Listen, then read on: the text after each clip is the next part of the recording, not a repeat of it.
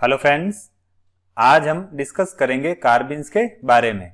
देखिए, वीडियो के first part में हमने कार्बिन्स का इंट्रोडक्शन, क्लासिफिकेशन, स्ट्रक्चर और स्टेबिलिटी के बारे में डिस्कस किया था। अब इस वीडियो में हम फॉर्मेशन और रिएक्शंस के बारे में डिस्कस करेंगे। पहले बात करते हैं कार्बिन्स को कैसे बनाया जा सकता है। इसमें फर्स्ट पॉइंट हो जाएगा अल्फा एलिमिनेशन। देखिए, अगर हम अल्फा एलिमिनेशन रिएक्शंस की बात करें तो इसमें पहले एक group without lone pair remove होता है और ये जनरली प्रोटॉन होता है। इसके बाद एनायन का लॉस होगा और ये जो एनायन है वो जनरली हैलाइड आयन होता है। अब इसको हम एग्जाम्पल से समझते हैं। सबसे पहले हम क्लोरोफॉर्म का एग्जाम्पल लेते हैं। देखिए, यहाँ पर फर्स्ट स्टेप में बेस की प्रेजेंस में एक प्रोटॉन रिमूव होगा। फिर सेकंड स्टेप में यहाँ से एक हैलाइड आयन जब रिमूव होगा तो डाइक्लोरोकार्बिन का फॉर्मेशन होगा। फिर बात करते हैं ट्राइक्लोरो एसिटिक एसिड के सोडियम सॉल्ट की। देखिए, सबसे पहले यहाँ से एक Na+ रिमूव होगा और फिर एक हैलाइड आयन जब रिमूव होगा तो डाइक्लोरोकार्बिन का फॉर्मेशन होगा। फिर बात करते हैं 3 मेंबर्ड रिंग के फोटोकेमिकल या थर्मल क्लीवेज से कार्बिन्स का फॉर्मेशन कैसे होता है। देखिए, यहाँ पर हम फिनाइल साइक्लोप्रोपेन का एग्जाम्पल ले रहे हैं। जब इसको हीट करते हैं या लाइट की प्रेजेंस में रखते हैं तो ये इलेक्ट्रॉन्स यहाँ शिफ्ट होंगे और डबल बॉन्ड बना लेंगे।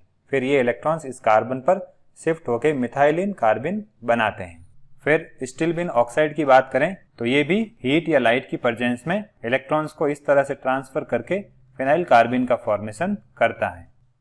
फिर बात करते हैं कुछ ऐसे कंपाउंड्स की जिनमें मल्टीपल बॉन्ड्स प्रेजेंट हैं और वो डीकंपोज होकर कार्बिन बनाते हैं। पहले बात करते हैं कीटीन की। तो देखिए, यहाँ पर इस बॉन्ड के इलेक्ट्रॉन इस कार्बन पर शिफ्ट होंगे और इस बॉन्ड के इलेक्ट्रॉन इस कार्बन पर शिफ्ट होंगे। फिर यहाँ से ये इलेक्ट्रॉन यहाँ शिफ्ट हो जाएंगे। तो इस तरह से कार्बिन का फॉर्मेशन होता है। फिर डाईएज़ोमीथेन की बात करें तो उसमें भी जब इस बॉन्ड के इलेक्ट्रॉन्स यहाँ शिफ्ट होते हैं तो कार्बिन का फॉर्मेशन होता है। अब बात करते हैं इसकी रिएक्शंस की। इसमें फर्स्ट पॉइंट हो जाएगा साइक्लो एडिशन रिएक्शन। देखिए, इन रिएक्शंस में क्या होता है, साइक्लिक कंपाउंड का फॉर्मेशन होता है। अब जो कार्बिन है वो ऑलिफिन्स के साथ रिएक्शन करके साइक्लिक कंपाउंड बनाता है। देखिए, यहाँ पर ये पाई बॉन्ड ब्रेक होगा और फिर यहाँ पर 2 नए बॉन्ड का फॉर्मेशन होता है। इसी तरह से अगर कार्बिन बेंजीन के साथ रिएक्शन करता है तो रिंग का एक्सपेंशन होता है।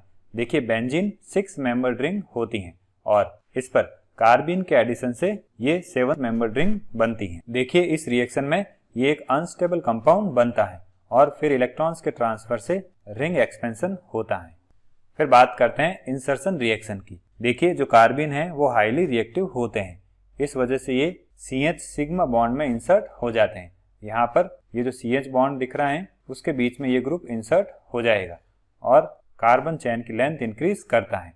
अब इन रिएक्शंस की बात करें तो इनका सिंथेटिकली यूज नहीं है। ये रिएक्शंस इसलिए इम्पोर्टेंट हैं क्योंकि ये एक्सट्रीम रिएक्टिविटी शो करती हैं। फिर बात करते हैं रीअरेंजमेंट रिएक्शंस की। देखिए, जो कार्बिन्स हैं वो रीअरेंजमेंट के थ्रू नए प्रोडक्ट्स बनाते हैं। यहाँ पर ये जो हाइड्रोजन है वो इस कार्बन पर शिफ्ट हो जाता है। इसी तरह से जो एसाइल कार्बिन है उसमें भी रीअरेंजमेंट के थ्रू कीटीन बनता है। देखिए, यहाँ पर जो एल्काइल ग्रुप है वो इस कार्बन से अटैच हो जाता है और यहाँ पर डबल बॉन्ड बन जाता है और कीटीन का फॉर्मेशन होता है।